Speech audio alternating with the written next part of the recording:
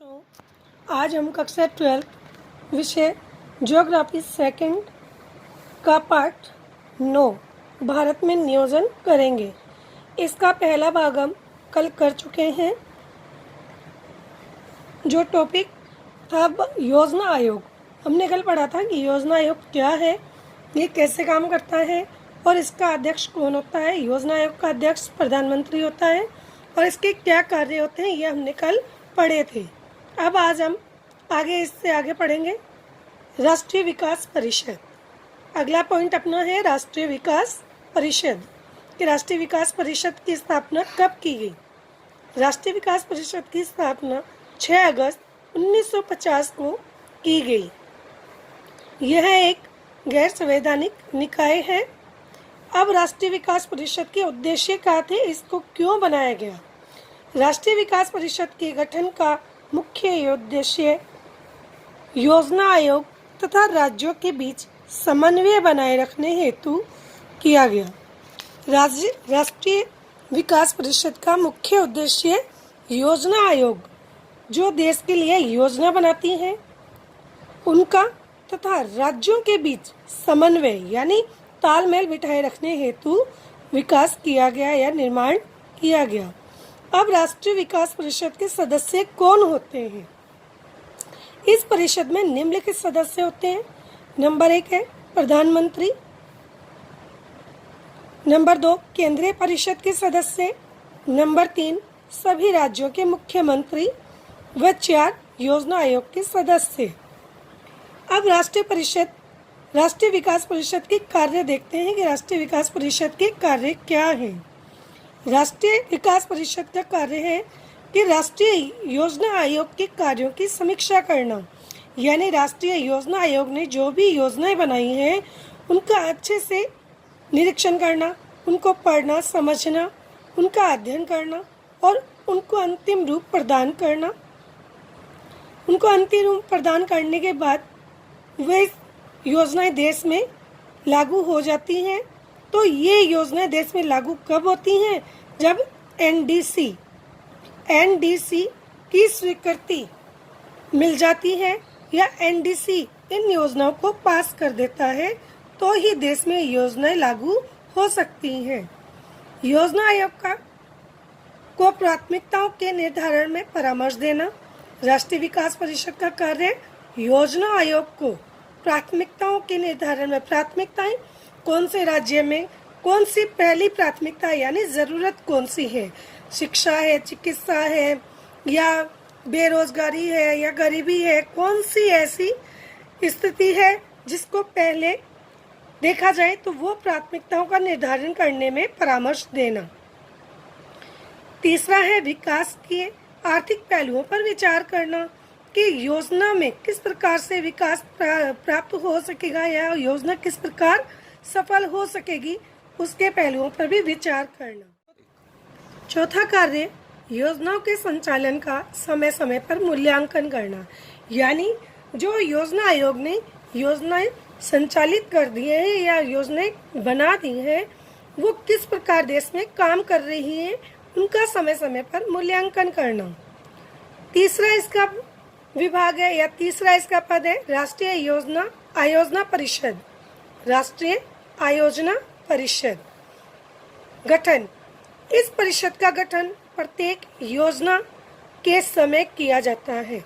जब देश में 5 वर्षीय योजना, 3 वर्षीय योजना या 1 वर्षीय योजना जब बनती है तब इस परिषद का गठन किया जाता है। सदस्य, इसमें वे सदस्य होते हैं जो देश में महत्वपूर्ण भूमिका निभाते हैं और राष्ट्रीय ख्याति प्राप्त होते हैं। राष्ट्रीय ख्याति प्राप्त होते हैं। इनमें इंजीनियर, वैज्ञानिक, अर्थशास्त्री, समाजशास्त्री व अन्य विशेषज्ञ शामिल होते हैं।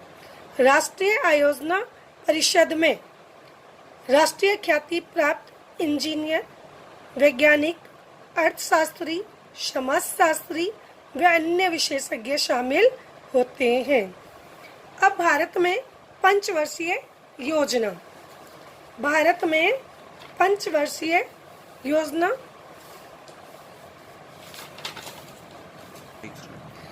भारत में पंचवर्षीय योजना सोवियत संघ जैसे समाजवादी देशों से प्रेरणा ग्रहण कर बनाई गई है, जिसका मुख्य उद्देश्य राष्ट्रीय आय, प्रति व्यक्ति आय, रोजगार, कृषि उत्पादन, औद्योगिक विकास आदि में वृद्धि करने तथा आर्थिक असमानताओं को दूर करने और आत्मनिर्भरता प्राप्त करने और विदेशी मदद पर निर्भरता को कम करने के उद्देश्य से पंचवर्षीय योजनाओं की शुरुआत की गई। भारत में पंचवर्षीय योजनाओं का नियोजन सोवियत संघ जैसे विकास समाजवादी देशों के से प्रेरणा ग्रहण करके किया गया, जिसके अंतर्गत राष्ट्रीय आय, प्रति व्यक्ति आय, रोजगार, कृषि, औद्योगिक विकास आदि में वृद्धि करने व आर्थिक असमानताओं को दूर करने, आत्मनिर्भरता प्राप्त करने यानी प्रत्येक व्यक्ति अपने पैरों पे खड़ा हो जाए, आत्मनिर्भर हो जाए, उसके लिए तथा विदेशी मदद पर निर्भरता कम करने यानी देश अन्य देशों पर कम निर्भर रहे, उसके लिए इस उद्देश्यों को प्राप्त करने के लिए पंचवर्षीय योजना की शुरुआत की गई। योजना के मुख्य उद्देश्य आधुनिकीकरण, आत्मनिर्भर एवं सामाजिक न्याय आदि है। भारत में पंचवर्षीय योजनाओं में प्रथम पंचवर्षीय योजना। अब हम योजनाओं को देखते हैं कि कौन सी योजना कब शुरू हुई और इस योजना का उद्देश्य क्या था, इस योजना को प्राथमिकता क्या थी। तो प्रथम पंचवर्षीय योजना हमारे देश में प्रथम पंचवर्षीय योजना 1951 से 1956 तक शुरू की गई। यह 5 वर्ष की है, यानी इसे पंचवर्षीय योजना कहते हैं। यानी कोई योजना कितने वर्ष की है, 5 साल की योजना को पंचवर्षीय योजना कहते हैं। यह योजना द्वितीय विश्व युद्ध की बिखरी हुई अर्थव्यवस्था को सुधारने हेतु बनाई गई। द्वितीय विश्व युद्ध के समय जो भारत की अर्थव्यवस्था बिखर गई थी, उसको सुधारने हेतु इस योजना को बनाया गया। इसकी प्राथमिकता क्या थी? अब इसको बनाने के लिए प्रथम जरूरत कृषि, सिंचाई में बढ़ोतरी, समाज कल्याण, शिक्षा, स्वास्थ्य, चिकित्सा आदि विकासों को महत्व दिया गया। इस योजना के अंतर्गत कृषि, सिंचाई में बढ़ोतरी, समाज कल्याण, शिक्षा, स्वास्थ्य, चिकित्सा आदि विकास के कार्यों को महत्व दिया गया। अब हम दूसरी योजना के बारे में पढ़ेंगे, द्वितीय पंचवर्षीय योजना। द्वितीय पंचवर्षीय योजना 1956 से 1961 तक। पहली योजना 56 में खत्म हुई तो दूसरी 56 में शुरू हुई। इसका भी समय 5 वर्ष।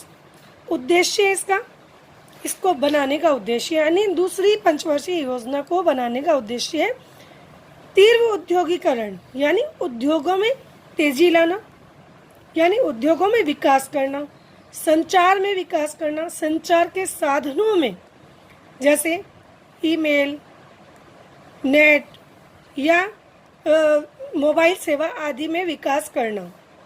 उपलब्धियां, उद्योगों का विकास करना।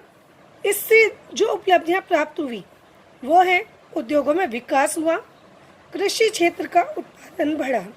यानी द्वितीय पंचवर्षीय योजना में हमें लाभ हुआ, उपलब्धियां यानी लाभ, उद्योगों का विकास हुआ, कृषि क्षेत्र का उत्पादन बढ़ा। अब इस योजना की प्राथमिकता क्या थी कि इसमें भारी उद्योगों को अधिक महत्व दिया गया, चिकित्सक व कृषि क्षेत्रों को अधिक महत्व दिया गया। तृतीय पंचवर्षीय योजना 1961 से 1966।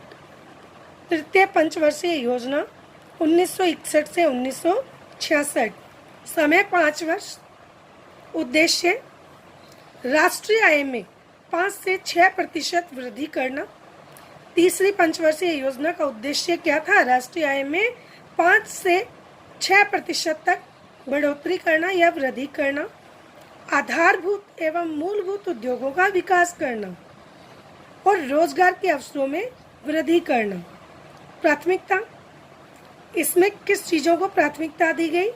खाद्यान्न व उद्योगों में विकास करना, यानी खाद्यान्न जैसे कृषि क्षेत्र को बढ़ावा देना और उद्योगों में विकास करना, इसकी प्राथमिकता थी तीसरी पंचवर्षीय योजना की। उपलब्धियां व कमियां। 1962 व 1965 में देश को विदेशी आक्रमण का सामना करना पड़ा, जिससे भारत की अर्थव्यवस्था बिगड़ी तथा साथ ही 1965 व 66 में देश में अकाल व सूखे की स्थिति भी हो गई, तो भारत को इस स्थिति का भी सामना करना पड़ा, तो जिसके कारण खाद्यान्न उपलब्धता, प्रति व्यक्ति आय, राष्ट्रीय आय के लक्ष्यों को कम प्राप्त किया गया, यानी जितना मान के चले थे उससे कम प्राप्त हुआ। जो भी लक्ष्य रखा गया वो कम प्राप्त हुआ। अब हम इसका नेक्स्ट भाग कल करेंगे।